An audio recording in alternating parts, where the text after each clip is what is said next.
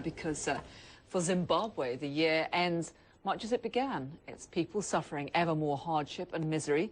Its President, Robert Mugabe, facing calls to stand down, yet still there appears to be no one prepared to take action to remove him. Dr. Vincent, I mean, we've got some new figures out today showing a terrible increase in child malnutrition, just the latest indicator of quite how appalling things have become inside Zimbabwe. I think, it's sad that I have to use the words I have to use now, and the words are that Zimbabwe is dead.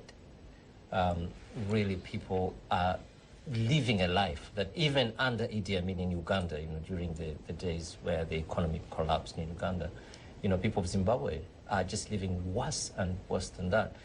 I think the problem with Zimbabwe is that many people, even people within Zimbabwe, in Africa, are so divided as to who is the cause of the problem. People keep saying, well, international sanctions, and Mugabe plays that tune. And some of us, at least personally, I feel that we have to look at Mugabe and try to see what pro-independence African leaders like him have done across Africa. Because what you realize is that people like Mugabe, they got independence, they might have been heroes, but in my view, they have stolen the independence away from the people. Because, killing your own people, harassing your own people, destroying your own country does not really mean anything to me as an African. And so I feel that Zimbabwe is just a symbol of what is happening right across Africa. It shows a failed country, just like in Somalia, we have in Congo. And then perhaps the problem, though, is that the Zimbabwe story during this year has overshadowed so much what is going on elsewhere in Africa. So, for example, the country Uganda, where I come from, dictatorship over 20 years, the war in the north over 20 years, catastrophic, suffering of the people of the north, lack of democracy. Everybody does not see that. We only look at Mugabe, and I think it is high time that not just the media, but international politicians, Africans, started looking at the rest of Africa as well. Desmond Tutu said 2 days ago that the West should not rule out the use of force in order to topple Mugabe. And I think it's a high time, that at least in 2009, knowing pretty well that he's not interested in power sharing with the opposition and that he definitely would not go by his own will. It's about time that some we've had elections.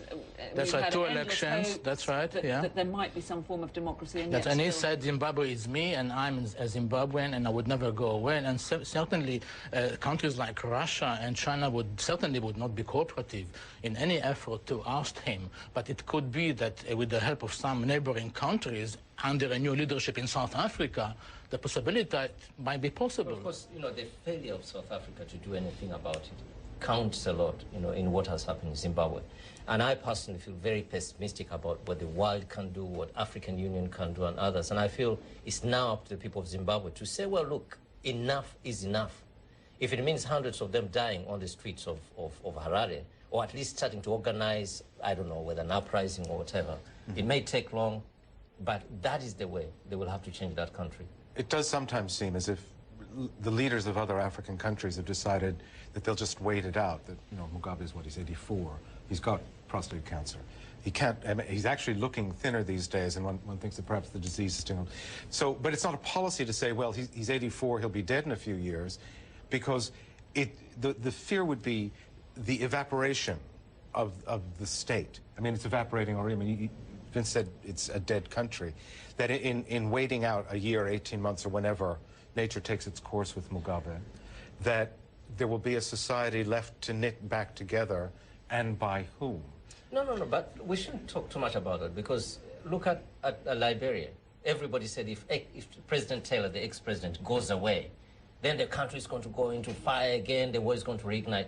He was unplugged from the situation. Liberians had one of the best democratic elections. A woman became the first president in Africa. So we should also look at Zimbabwe and say, Mugabe can't go and Zimbabwe can still survive.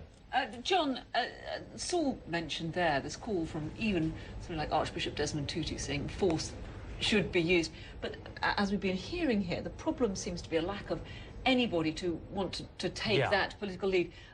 Of course, you know, situations like Iraq have perhaps made countries rather more reluctant to intervene far beyond their shores. But do you think that it should be South Africa taking a lead here? Do you see any hope of someone emerging who is going to actually confront this problem? Because we have had another year of hand-wringing over Zimbabwe. Yeah, and you know, next year Britain pulls out of Iraq, and you know, people think that allows the debate about liberal interventionism to move on. But I mean, the situation in Zimbabwe is very different. You know, as everyone has said, you know, South Africa does have the prime responsibility as the regional power. It is the only country that is organised, rich enough, has the military resources and the moral authority to intervene. I mean, the problem with Britain, as Vincent alluded to, is that Mugabe has played the Brits are the evil colonial power in Zimbabwe. He's played that card for all it's worth, and although it's obviously nonsense, it has a lot of purchase, a lot of psychological purchase, not just in Zimbabwe, but in a lot of African countries around. But if we look at the problems more widely, which Vincent touched on, of instability and poverty, not just in Zimbabwe, but we've seen the difficulties in the Democratic Republic of Congo, Somalia, and so on. And these countries now, I mean, the big fear is that they can become a breeding ground for extremism and terrorism. Yeah, and I think that Vincent is right by saying that that crisis in Zimbabwe overshadow endless civil wars and strifes that are taking place elsewhere in Africa. And it seems to me that the Western civilization is very, very oblivious about what is happening in the Black continent, simply because they are not interested in what is happening in so many other countries like Congo or Somalia, or in Uganda, his country. And this is to do with the fact that we are not interested in Africa. We are interested maybe in the subcontinent. We try to avoid a military confrontation between India and Pakistan, and also in the Middle East, but we don't seem to be capable of solving their problems, let alone diverting any attention to Africa itself. I think one of the things that this past year has shown is that if you don't get your check, the minute you get the pledge of aid, you're not going to get your check. I think that government budgets are going to come down and down. And it's interesting the role that, for example, China plays in propping up the regime of Mugabe, certainly, and others. Now, China is steaming around the coast of Somalia right now, trying to clean out the pirates' nests. I just wonder how much this incredible shakeout that's happened in the financial industry, the collapse of the oil price, which sort of takes Russia's reemergence as an international player, they have to step back a bit because the price of oil has come back $100. Their stock market has collapsed. They can't be as active in Africa, perhaps, as others. There is both opportunity, but the question is there anybody left who can write a check when they're writing a check for $1 trillion just to keep the American banking system open? I think in terms of China, really what I hate so much about the Chinese approach is, you know, of course, many African people think that it's doing nothing, it's just doing business. It's supplying weapons. You know, look at what it has done in Darfur, supplying weapons to Sudan government, supplying weapons to countries like Zimbabwe and so on.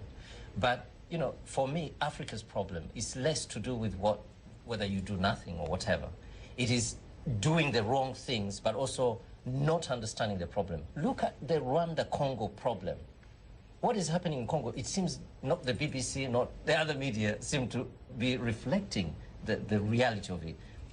It's knowing the truth. For example, that Congo problem, that the victims of 1994, the Tutsis in the region, Rwanda and the others, are now the aggressors. Now, nobody wants to talk about such things. Now, we've got just very little time left, but just in the last minute or two,